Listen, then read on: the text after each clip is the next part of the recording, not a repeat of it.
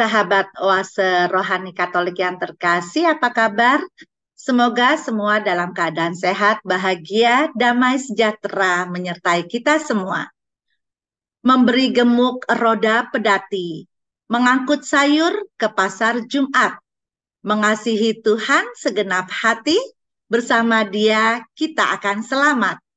Senang sekali saya Margaret Indriana kembali menemani sahabat dalam acara kita Oase Rohani Katolik. Hari ini Minggu biasa ke-18. Aku mengasihi Engkau ya Tuhan kekuatanku. Ya Tuhan bukit batuku, kubu pertahanan dan penyelamatanku. Hadir bersama saya Romo Hermanus Sigit Pawanta SPD. Akrab disapa Romo Sigit. Selamat datang Romo Sigit, apa kabar? Terima kasih Mbak Marji, kabar baik, sehat, puji Tuhan. Puji Tuhan, senang sekali Romo bisa mendampingi kami untuk memberikan inspirasi rohani kepada kami. Baiklah sahabat, kita akan memulai acara Oase Rohani Katolik ini dengan doa pembuka yang akan dipimpin oleh Romo Sigit.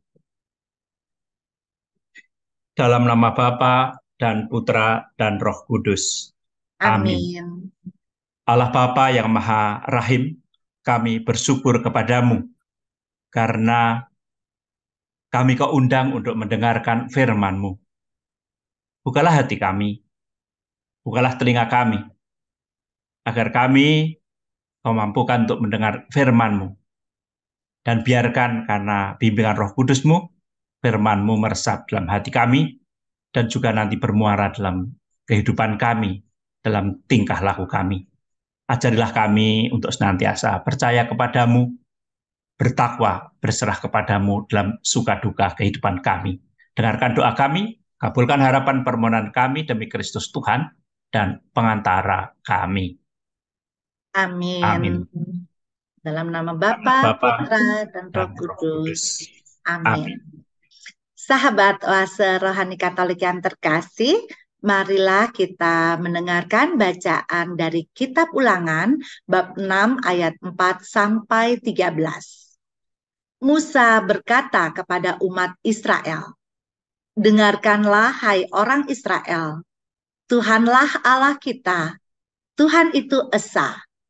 Kasihilah Tuhan Allahmu dengan segenap hati, dengan segenap jiwa dan segenap kekuatanmu. Apa yang kuperintahkan kepadamu pada hari ini, haruslah engkau perhatikan. Semuanya itu harus kau ajarkan berulang kali kepada anak-anakmu, dan kau bicarakan apabila engkau duduk di rumah, apabila engkau sedang dalam perjalanan, apabila engkau berbaring dan bangun. Haruslah kau ikat sebagai tanda pada tanganmu dan kau pasang sebagai lambang pada dahimu. Engkau harus menuliskannya pada tiang pintu rumahmu dan pada pintu gerbangmu.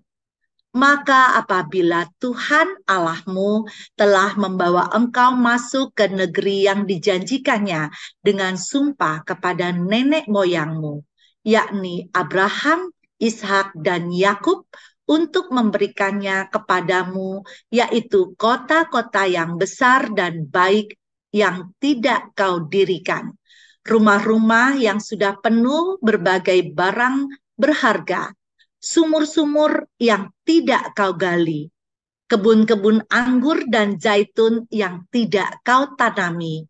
Dan apabila engkau sudah makan dan menjadi kenyang, berhati-hatilah, jangan sampai engkau melupakan Tuhan yang telah membawa engkau keluar dari tanah Mesir, dari rumah perbudakan. Engkau harus takwa kepada Tuhan Allahmu. Kepada Dia engkau harus beribadah, dan demi namanya lah engkau harus bersumpah. Demikianlah sabda Tuhan. Syukur kepada Allah. Sahabat Oase Rohani Katolik yang terkasih, marilah kita tanggapi bacaan pertama dengan Mazmur tanggapan. Aku mengasihi Engkau, ya Tuhan kekuatanku. Aku mengasihi Engkau, ya Tuhan, kekuatanku. Aku mengasihi Engkau, ya Tuhan, kekuatanku, ya Tuhan, bukit batuku, kubu pertahanan dan penyelamatku. Aku mengasihi Engkau, ya Tuhan, kekuatanku. Allahku, gunung batuku, tempat aku berlindung, perisaiku, tanduk keselamatanku, kota bentengku. Terpujilah Tuhan seruku, maka aku pun selamat dari para musuhku. Aku mengasihi Engkau, ya Tuhan, kekuatanku. Tuhan itu hidup, terpujilah gunung batuku, dan mulialah Allah penyelamatku. Tuhan mengaruniakan keselamatan yang besar kepada raja yang diangkatnya. Ia menunjukkan kasih setia kepada orang yang diurapinya. Aku mengasihi Engkau, ya Tuhan, kekuatanku. Sahabat Oase Rohani Katolik yang terkasih, marilah kita siapkan hati kita untuk mendengarkan bacaan Injil yang akan dibawakan oleh Romo Sigit. Haleluya, haleluya, haleluya. Haleluya, haleluya, haleluya. Penebus kita Yesus Kristus telah membinasakan maut dan menerangi hidup dengan Injil. Haleluya, haleluya, haleluya. Tuhan bersamamu. Dan bersama rohmu. Inilah Injil suci menurut Matius. Dimuliakanlah Tuhan. Sekali peristiwa datanglah seorang mendapatkan Yesus dan menyembah. Katanya, Tuhan, kasihanilah aku, kasihanilah anakku. Ia sakit ayan dan sangat menderita. Ia sering jatuh ke dalam api dan juga sering ke dalam air. Aku sudah membawanya kepada murid-muridmu, tetapi mereka tidak dapat menyembuhkannya. Maka kata Yesus, hai kalian, angkatan yang tidak percaya dan sesat, berapa lama lagi aku harus tinggal di antara kalian? Berapa lama lagi aku harus sabar terhadap kalian? Bawalah anak itu kemari.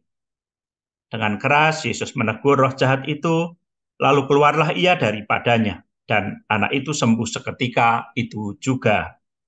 Kemudian ketika mereka sendirian, para murid menghampiri Yesus dan bertanya, mengapa kami tidak dapat mengusir setan itu?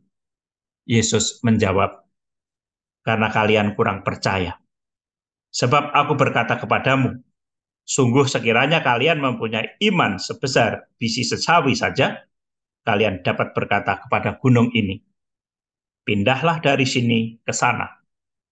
Maka gunung ini akan pindah, dan tiada yang mustahil bagimu. Demikianlah sabda Tuhan. Terpujilah Kristus. Sahabat Oase Rohani Katolik yang terkasih, marilah kita mendengarkan renungan yang akan disampaikan oleh Romo Sigit.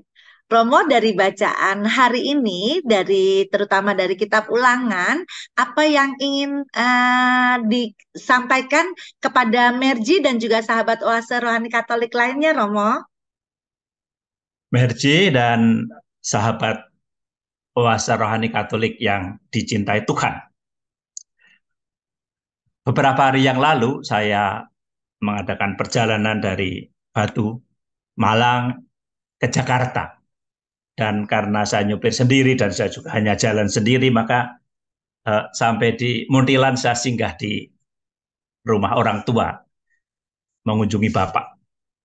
Dan karena saya sendiri, maka punya banyak waktu untuk berpikir, melihat kanan kiri sana sini. Dan ketika saya mampir kampung halaman, saya melewati jalan-jalan eh, yang saya lalui pada masa kecil saya, sekitar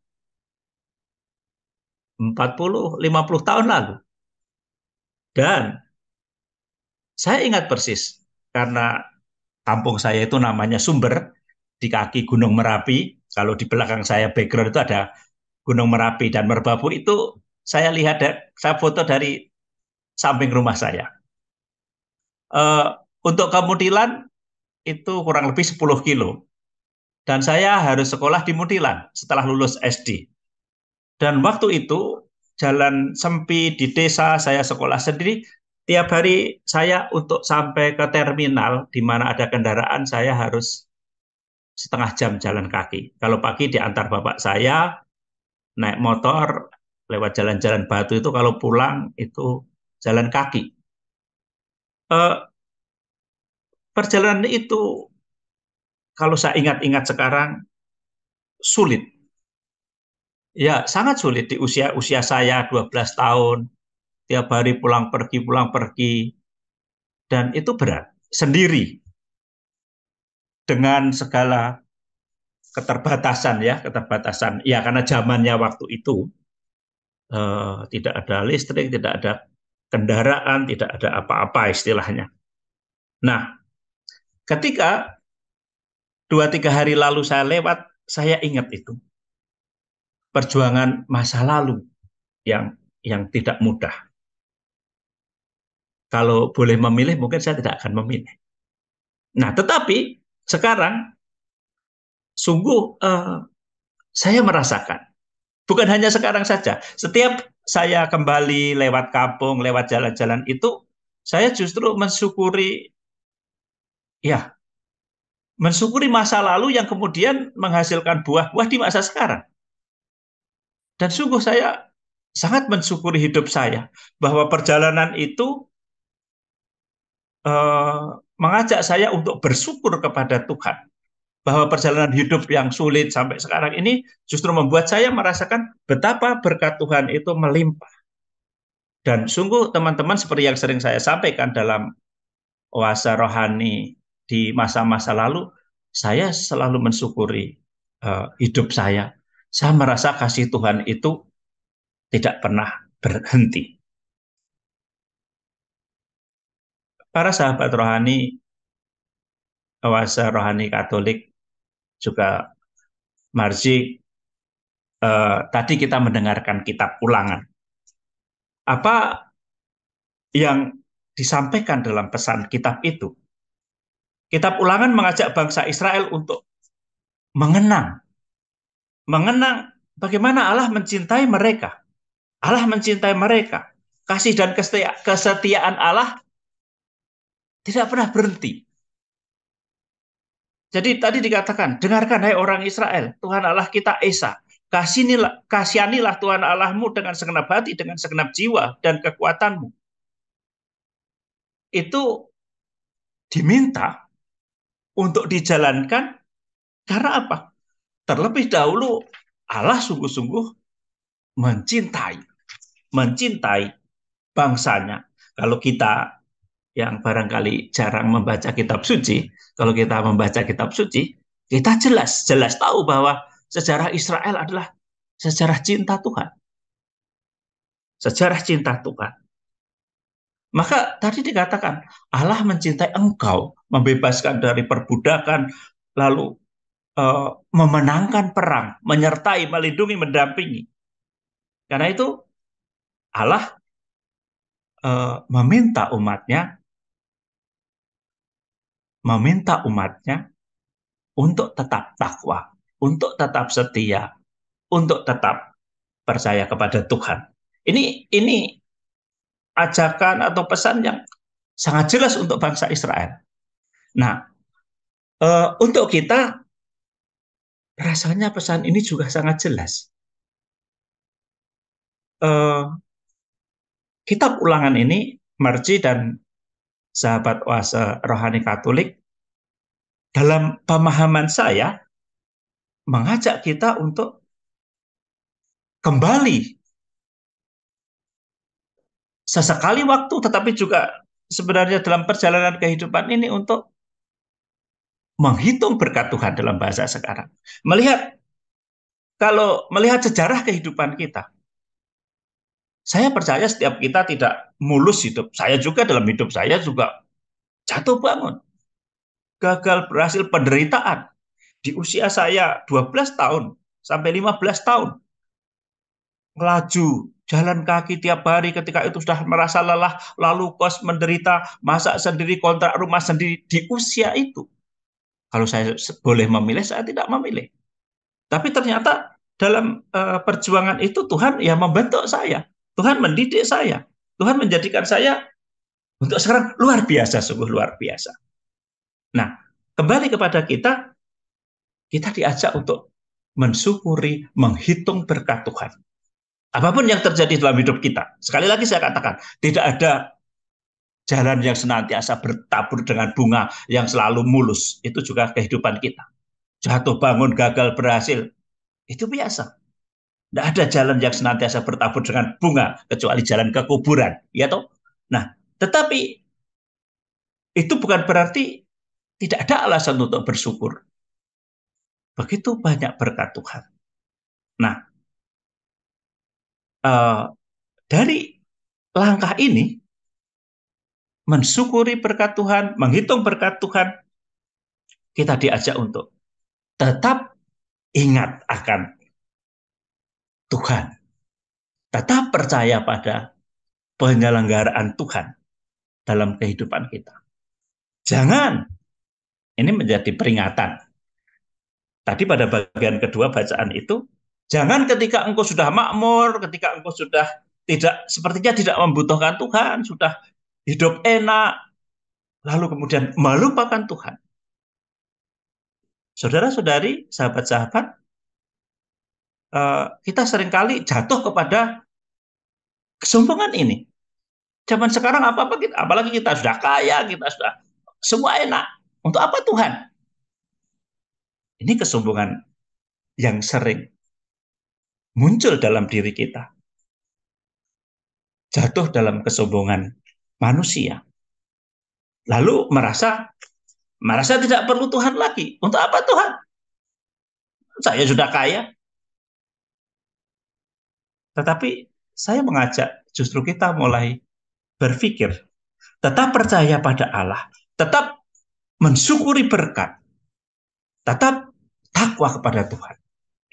Dalam kenyataan kehidupan, para sahabat, saya masih menemukan bahwa begitu banyak hal dalam diri kita manusia itu kita tidak berdaya. Kita boleh punya uang segudang, boleh uang semana, tapi pada saat tertentu kita tidak berdaya apa-apa.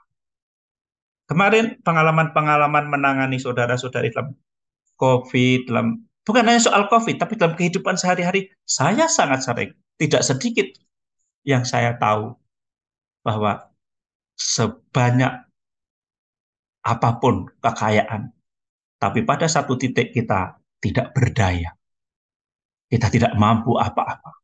Kita yang seringkali sombong dengan kekuasaan, dengan kekayaan, kita tersumbat lemak, jadi stroke, tidak bisa apa-apa.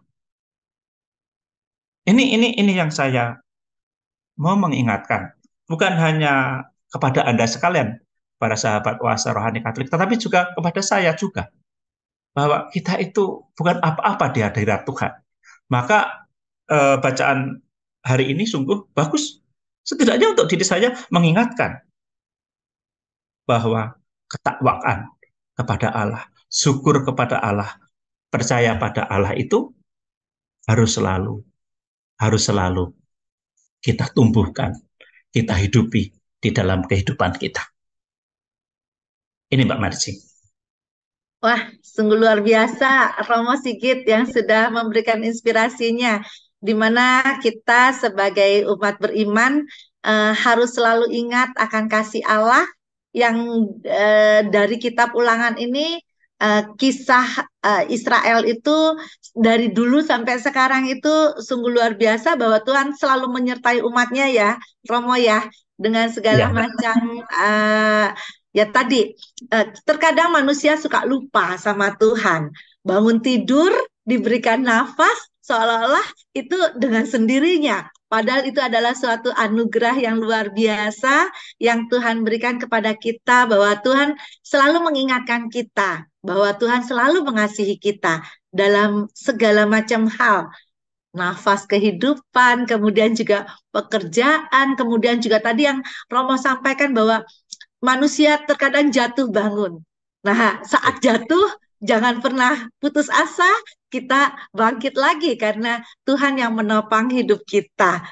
Sungguh sangat-sangat pengalaman Romo dari zaman kecil hingga saat ini.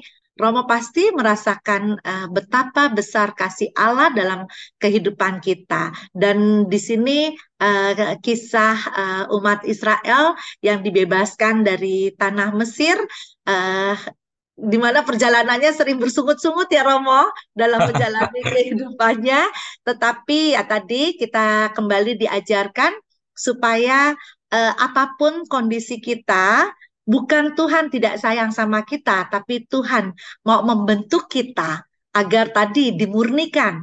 Seperti halnya emas ya Romo ya, Ya, untuk Mbak. dimurnikan harus dibakar dulu. Sakit kalau kalau bahasa manusianya sakit gitu.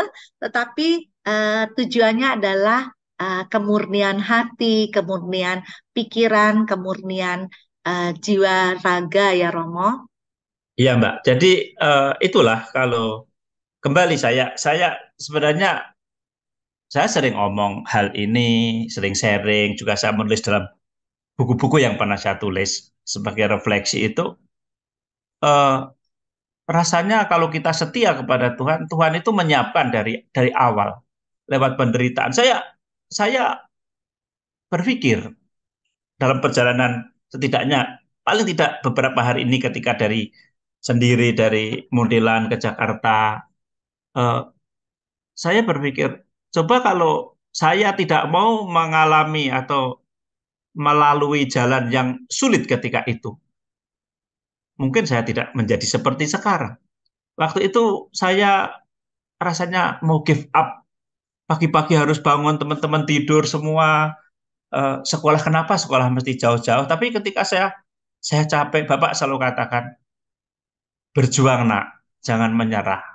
Bapak berdoa kepada Tuhan supaya kamu diberi kekuatan. Ya, coba bayangkan di usia 12 tahun, ketika beberapa bulan saya jalan, saya capek, saya minta kos. Di kos juga penderitaan tersendiri, akhirnya kontrak rumah, masak sendiri, cuci sendiri setiap Sabtu Minggu pulang ke kampung, itu rasanya senang, bahagia sekali. Nanti Minggu sore harus balik lagi ke Muntilan, ke kos, itu penderitaan luar biasa. Sementara teman-teman yang seusia saya di kampung main bola, jalan sih, happy-happy. Tapi ya saya jalani itu dan puji Tuhan, buahnya tidak mengecewakan, sangat sangat membahagiakan untuk saya. Setidaknya saya menjadi berguna bagi banyak orang. Bukan berarti yang tidak seperti saya tidak berguna, tapi artinya saya tidak menyesali saat-saat pahit waktu itu, karena itu menurut saya menjadi ya berkat Tuhan, pendidikan Tuhan untuk saya, untuk menyiapkan, untuk menguji tadi seperti Mercy katakan, menguji untuk menjadi emas. Meskipun saya juga tidak emas apa-apa sih. itu itu saja. Mas juga Romo, cuma berapa karatnya gitu. Ya, paling tidak Romo dengan kesaksian Romo bahwa kita sebagai manusia bersyukur, maka semuanya tuh akan menjadi indah Romo. Maka kita memberikan kasih kepada sesama kita dengan cara yang bisa kita lakukan. Baiklah sahabat Oase Rohani Katolik yang terkasih, kita sudahi dulu sesi yang pertama ini, kita akan lanjutkan di sesi berikutnya.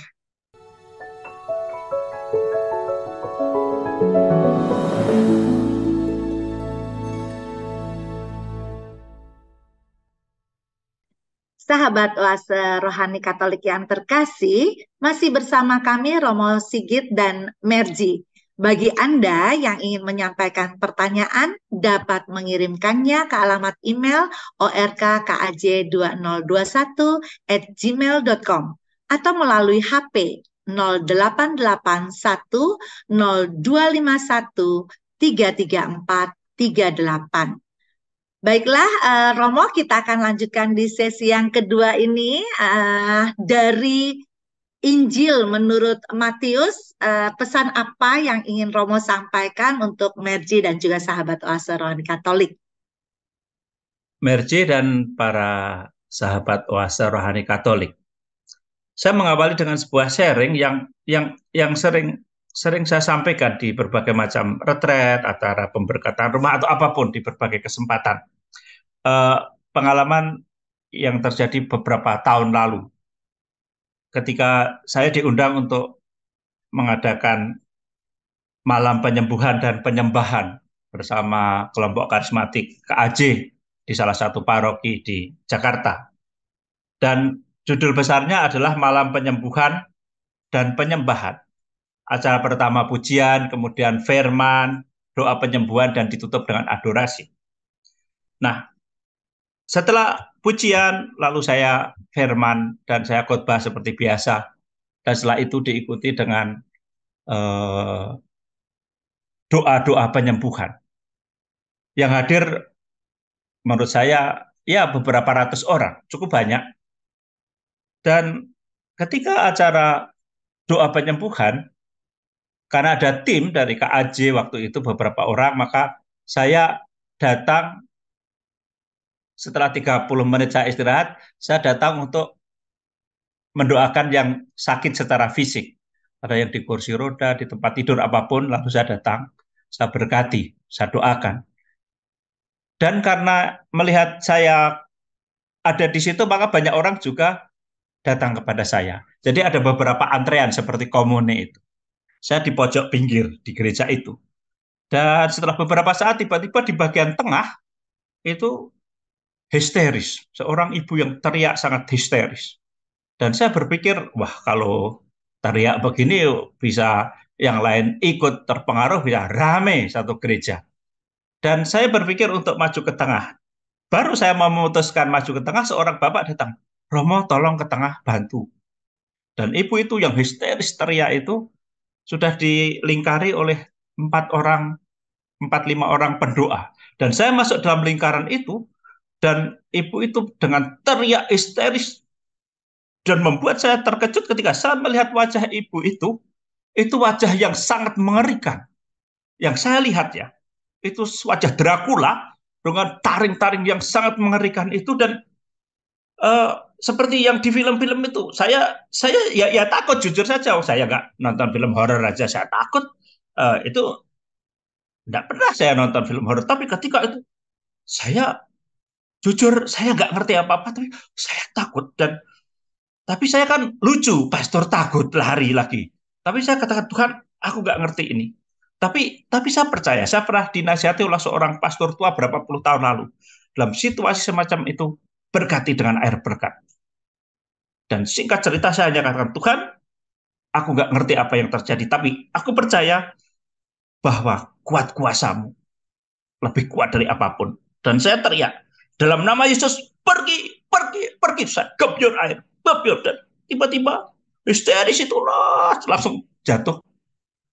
Dan kami bawa ke sakristi dan kemudian sembuh. Setidaknya tidak histeris, tenang, kembali seperti semula. Saya bingung sampai hari ini. Jujur, saya pastor yang bukan apa-apa, bukan siapa-siapa. Tapi mengalami itu saya bertanya, dari mana muka yang sangat mengerikan itu? Apakah orang-orang lain juga melihat? Itu pertanyaan yang tidak pernah terjawab sampai hari ini. Tapi apa yang mau saya sharingkan? Dan ini sebenarnya sudah saya sharingkan di mana-mana. Eh, Apa yang mau saya sharingkan adalah pesan seorang pastor tua. Kuat kuasa Allah. Air berkat itu diberkati oleh Tuhan, bukan oleh imam. Apapun akan kalah dengan kekuatan Tuhan. Dan singkat cerita, entah setan, entah apa, Dracula itu hilang. Kembali, Mercy dan sahabat Oase Rohani Katolik, saya masih bingung sampai sekarang. Dari mana semua itu? Tetapi yang saya yakini adalah kekuatan Allah, berkat Tuhan. Kekuatan Tuhan mampu mengalahkan apapun. Injil hari ini tadi kita mendengarkan bersama permohonan dari uh, seorang yang anaknya dia yakini kerasukan setan. Karena para murid tidak mampu lalu membawa kepada Yesus. Dan Yesus mencela. Mencela karena ketidakpercayaan mereka yang ada di sekitar itu. Lalu Yesus menyembuhkan.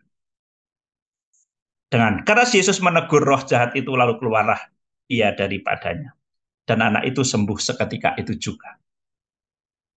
Lalu para murid bertanya, apa jawaban Yesus? Karena kalian kurang percaya. Kalian kurang percaya. Apa pesan firman hari ini untuk kita? Selalu berkali-kali, berulang-ulang saya katakan, Injil hari ini mengajak kita untuk percaya, beriman. Itu apa?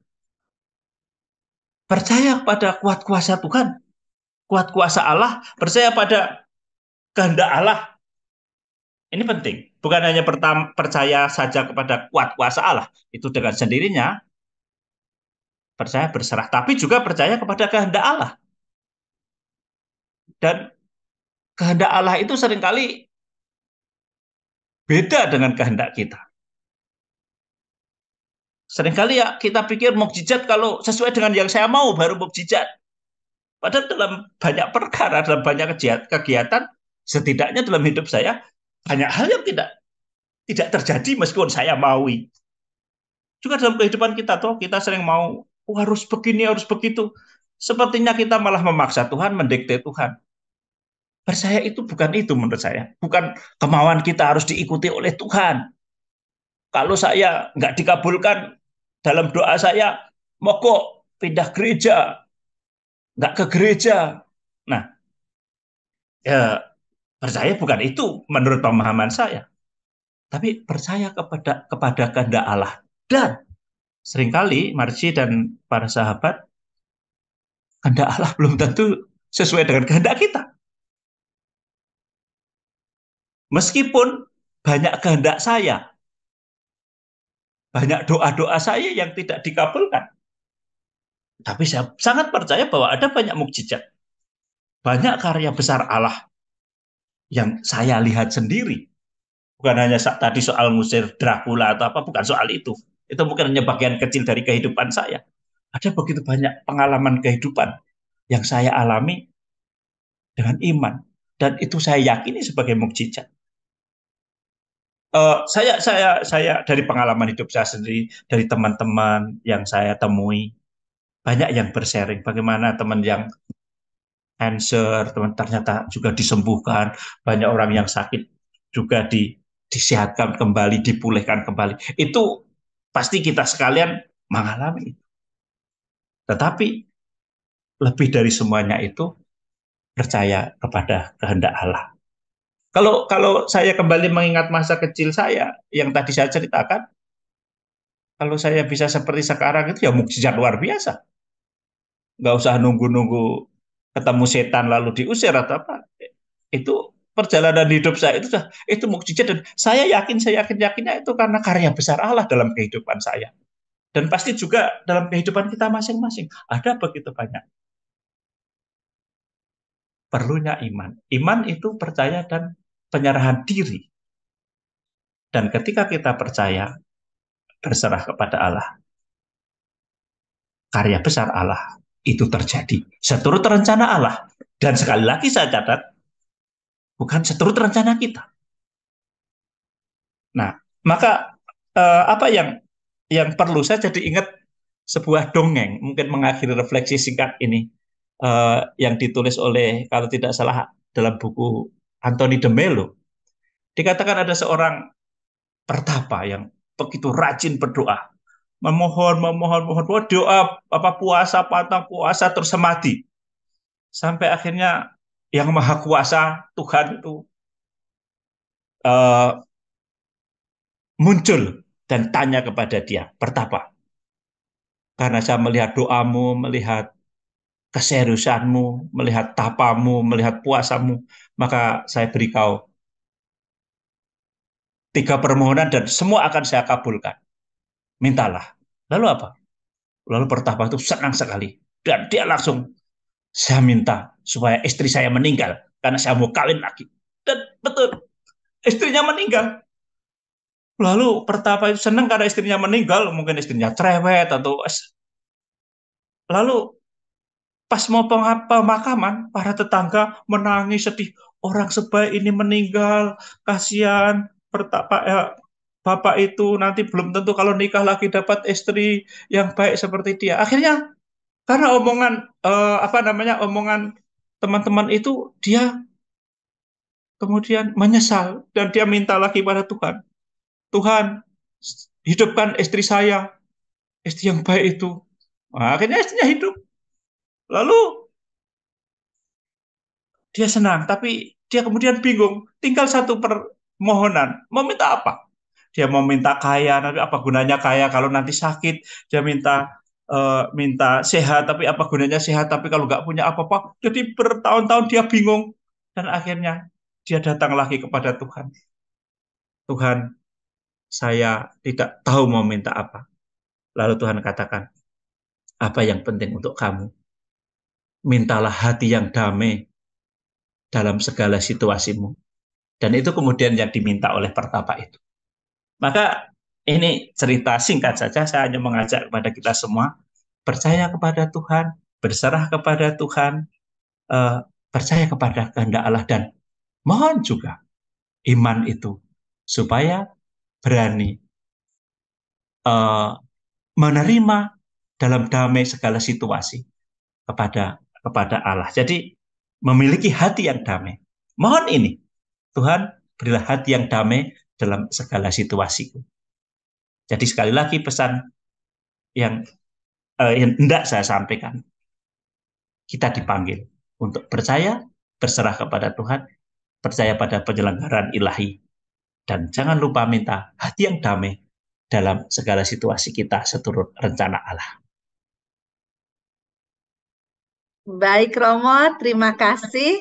Romo sudah men-sharingkan dalam kesaksian hidup Romo, di mana pada bacaan Injil ini kita semua diajak untuk percaya kepada Tuhan, beriman kepada Tuhan, berserah kepada Tuhan, dan juga hati yang damai dalam segala situasi.